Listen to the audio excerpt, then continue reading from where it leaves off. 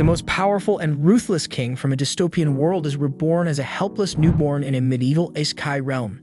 The anime begins with a character showcasing his strength in a bloody atmosphere, surrounded by people screaming and bodies everywhere. Then, someone places a crown on this powerful person, who declares, "I have become king." Soon, another figure appears and attempts to kill him, but he easily defeats this challenger. After that, the king looks at a mask and says, "I remembered when I was a king," then loses consciousness and imagines himself drowning in the ocean. He hears a voice telling him, "In your new life, seek the light." Next, the king finds himself in the form of a child, and his mother and father look at him with love and joy, telling him his name is Arthur. His father tells him, "I want you to call me Dad." Arthur, confused, thinks to himself, "Who are these people?" He realizes he has died and has transferred to a new world. Arthur thinks, "I was born a powerless child. It seems these two don't know me, but they are completely convinced I am their real son." He feels frustrated by his situation. His father plays with him and tells his mother that he loves him very much. Diapers are annoying, and there's always this nagging fear that someone might try to hurt him while he's helpless, so the only thing he can do to stay on guard is to clench his tiny fist. Reynolds sees this and smiles, thinking it's adorable. He slips his finger into Arthur's little hand and calls Alice over to show her how much their son loves him. Arthur, meanwhile, is still struggling to move, and in the middle of all that effort, he accidentally poops himself. Now his mom has to deal with it, and the shame hits so hard that he almost tears up. He just wants this absurd dream to be over, but it's not a dream, it's real. And this is the new life he's stuck with. Still, things take a strange turn when Arthur notices something unusual. Reynolds suddenly uses magic to boost his strength. Just like that, his body surges with power, and then Alice steps in, using healing magic on him like it's second nature.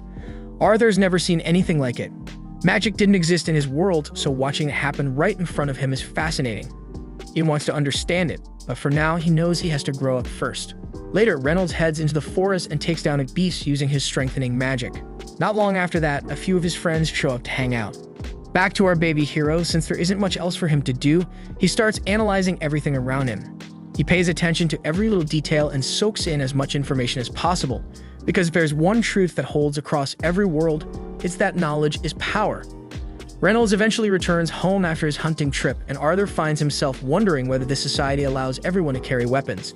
If that's the case, then it must mean the outside world is dangerous enough to make it necessary. That only confirms to him that he needs to get stronger fast because adapting is his only option. There's so much he wants to ask, but his body isn't ready for that yet. Still, in the middle of all this frustration, there's a part of him that feels happy. His new parents give him moments that feel pure, something his old life never allowed. In his previous world, Arthur never even had the luxury of sleeping peacefully. Assassination attempts came with a job, and every night was another risk. But now for the first time, he feels something close to peace, and little by little, he gets used to it. After days, weeks, and perhaps even months pass, Arthur learns to crawl, and the first thing he does is head straight for a mirror, just to check how handsome he looks.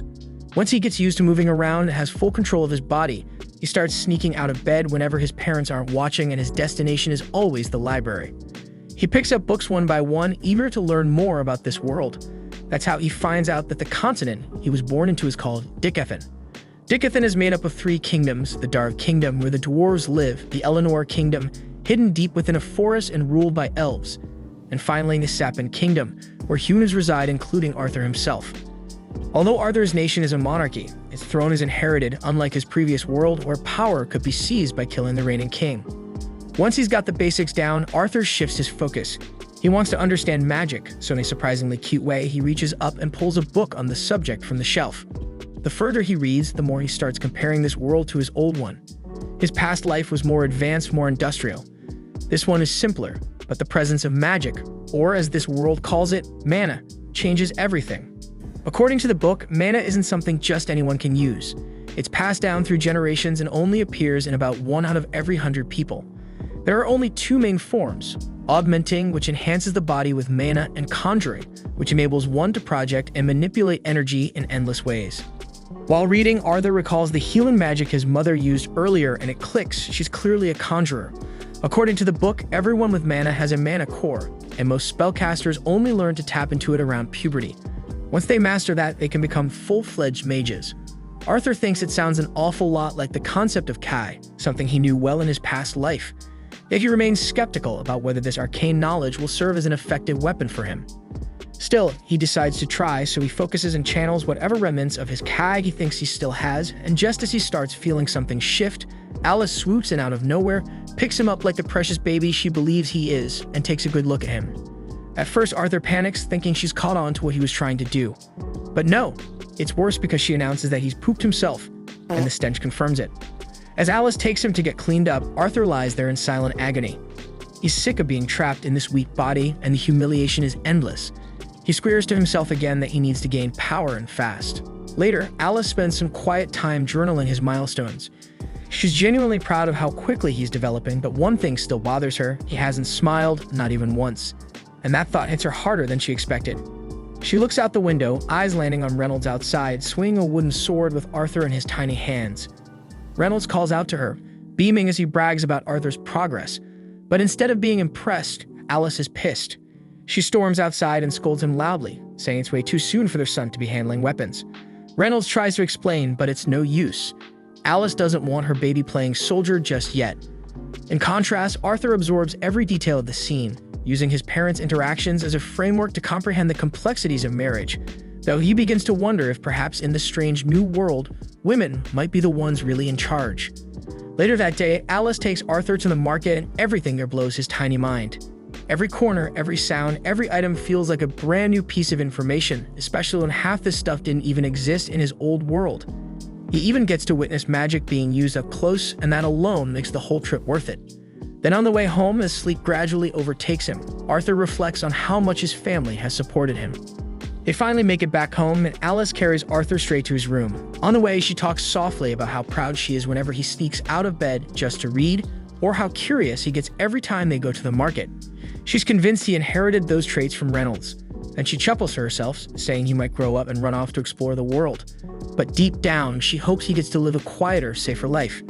That evening, Arthur sits nearby and watches Reynolds practice magic in the yard. At first, he's excited, thinking he finally has someone to learn from firsthand. He watches as Reynolds lifts a few small rocks with his magic, and that makes Arthur change his mind, but before the disappointment sets in too deep, Alice shows up behind him and assures him Reynolds is just warming up. She tells him to keep watching, and sure enough, Reynolds amps up his mana and starts pulling off some serious moves. Watching all this, Arthur quickly figures out that his father is an augmenter, someone who uses mana to enhance his physical strength and skills. That gets him fired up, and he starts imagining all the cool tricks he could pull off once he gets his own mana core. But just as he's getting into the fantasy, Alice scoops him up and tells him it's bedtime. On the way to his room, he spots a book on the shelf and immediately starts pointing at it, whining for her to let him read. She tries to resist, but after a few seconds of watching his adorable face light up, she gives in and lets him read it for a bit. As he flips through the pages, he reminds himself of everything he's learned so far, every little step that might help him form his own mana core. He closes his eyes and starts drawing mana from every part of his body toward a single point. He works diligently, and just when his parents assume he has already fallen asleep, a loud explosion rocks the house. Without hesitation, Reynolds throws himself over Alice and takes the blast across his back. Burned and dazed, he quickly checks that she's okay, and when she nods, they both remember Arthur. They run inside, and what they see nearly stops their hearts because Arthur is floating in midair, and he is calmly descending like it's nothing. In that heart-stopping moment, the roof above begins to crumble, and being just a child, Arthur is unable to dodge in time, yet his parents leap into action, shielding him from what could have been a fatal collapse. Overcome with relief and emotion, all three burst into tears, and for the first time, Arthur feels the warm, unyielding love and protection of his parents, a stark contrast to the cold loneliness of his past life, and that realization moves him to tears for the first time.